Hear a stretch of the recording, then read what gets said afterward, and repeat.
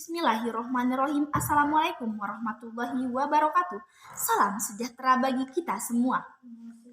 Sebelumnya terima kasih atas Dewan Juri yang sudah memberikan kesempatan kepada saya. Dewan Juri yang terhormat, sebelumnya saya ingin memperkenalkan diri.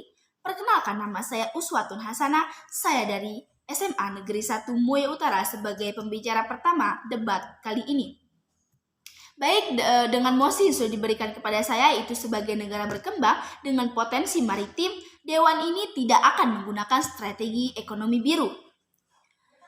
Alasan mengapa Indonesia disebut sebagai negara maritim adalah karena wilayah perairan dari daratannya, Indonesia memiliki sekitar 17.499 pulau, bergaris pantai sepanjang 81.000 km, yang terpanjang setelah Kanada.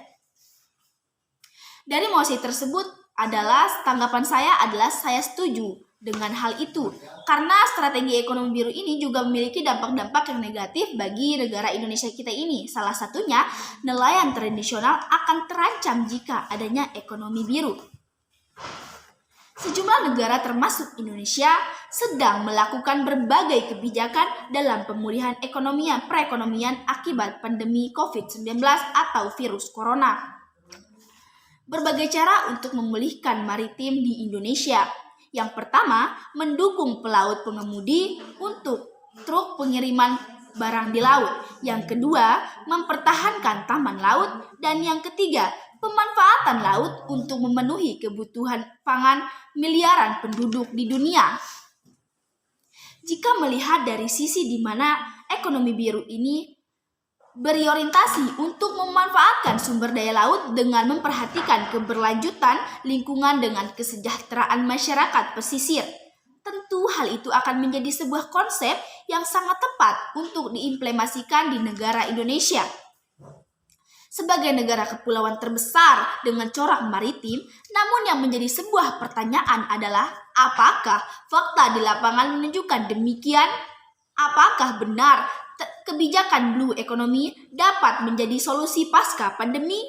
Apakah blue economy menunjukkan keberpihakan kepada lingkungan, ekosistem, dan masyarakat pesisir? Sayangnya, beberapa contoh implementasi ekonomi biru justru terkesan sedikit kontras dengan konsep Sustainable Development Goals. Dewan Juri terhormat, Dewan bisa saja tidak menggunakan ekonomi biru karena strategi ekonomi biru juga memiliki dampak yang negatif bagi Indonesia.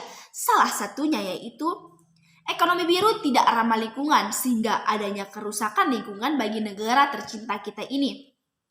Lingkungan pada hakikatnya dimaknai sebagai keanekaragaman segala jenis sumber daya yang dibutuhkan dalam perencanaan kehidupan yang berkelanjutan.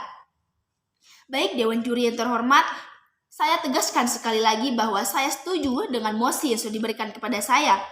Dengan kata lain, Dewan bisa menggunakan ekonomi biru karena pada nyatanya ekonomi biru ini memiliki dampak yang dapat merugikan bangsa kita ini. Sekian dari saya. Wassalamualaikum warahmatullahi wabarakatuh.